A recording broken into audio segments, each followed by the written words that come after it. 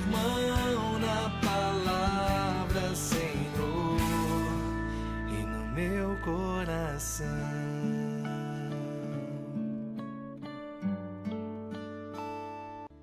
Queridos irmãos, irmãs, paz e bem. O Evangelho de hoje nos mostra com clareza qual é o pensamento que Jesus tem a respeito da nossa oração. Não somente no que se relaciona ao nosso vínculo com os outros, mas especialmente ali, diante de Deus, aquele que nos conhece mais do que nós mesmos.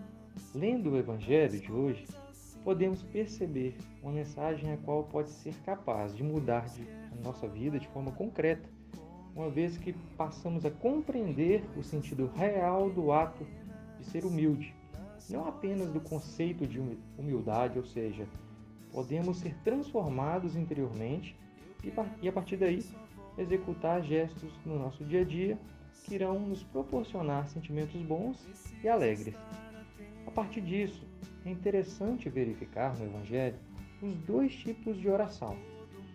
A oração do fariseu, que descreve tudo o que faz conforme manda a lei, que talvez não seja nenhuma mentira, só que ele confia absolutamente no poder dessa sua prática para garantir a sua salvação. Assim, ele dispensa a graça de Deus, pois se a lei é capaz de salvar, não precisamos da graça. E ainda se dá ao luxo de desprezar os que não viviam como ele, ou porque não queriam, ou porque não conseguiam. Ao dizer, ó Deus, eu te agradeço, porque não sou como os outros homens, que são ladrões, desonestos, adúlteros, nem como esse cobrador de impostos. Nesse momento ele comete o equívoco de se comparar aos outros, dessa forma se considerar superior e mais digno da salvação. Por outro lado, temos o publicano, pecador, porém humilde. Também não mente quando reza. Longe do altar, lá atrás, nem se atrevia a levantar os olhos para o céu, mas batia no peito em sinal de arrependimento e dizia, meu Deus, tem piedade de mim que sou pecador. E era verdade mesmo.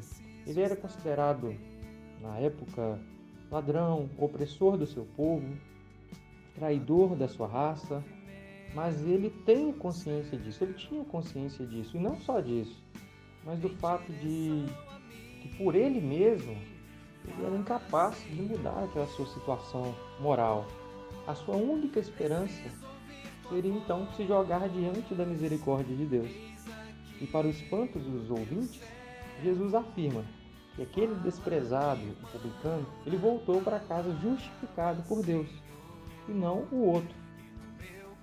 Pois é Deus que nos torna justos de forma gratuita, e não em recompensa por termos observado minuciosamente os preceitos de uma lei, seja ela qual for. E como que essa prática farisaica tem tomado conta de nossa religiosidade nos dias de hoje?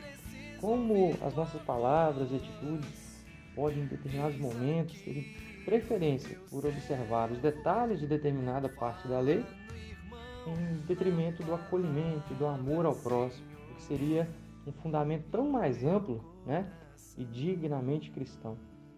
Como temos visto isso até mesmo agora em relação à campanha da fraternidade, quando por questões pouco esclarecidas, até obscuras eu diria, alguns se colocam em oposição à Santa Igreja, ao Santo Padre, à CNBB, por simplesmente se acharem mais católicos, talvez, a ponto de rejeitar uma campanha ecumênica que visa a busca pela fraternidade e o diálogo, que, assim como bem descrito no tema da campanha, é um compromisso de amor.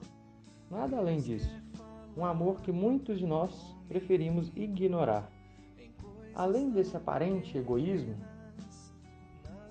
que nos impede de seguir na caminhada de cristãos, é muito comum entendermos Deus como um ser que deve nos retribuir segundo os nossos feitos, como uma espécie de troca. E se tivermos o saldo, ganharemos a salvação. Pelo contrário, se a gente tiver dívida para com Ele, iremos para o inferno.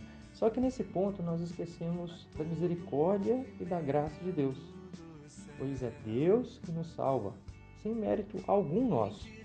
Dessa forma, o texto de hoje nos convida para que examinemos até que ponto deixamos o farisaísmo entrar em nossas vidas? Até que ponto confiamos em nós mesmos como agentes de nossa própria salvação? E até que ponto nos damos o direito de medir e julgar as ações dos outros conforme a nossa régua e os nossos critérios? Portanto, meus irmãos, minhas irmãs, eu diria que esse evangelho é transformador.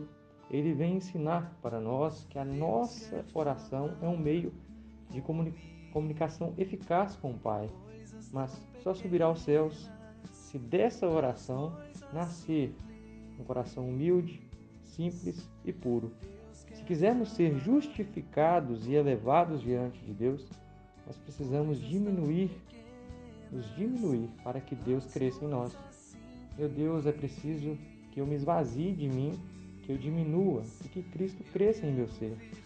Dai-me, Senhor, um coração puro e humilde, e assim como aquele cobrador de impostos clamou a Ti, eu também te peço agora, tende piedade de mim que sou pecador. Louvado seja o nosso Senhor Jesus Cristo. Fala, Senhor.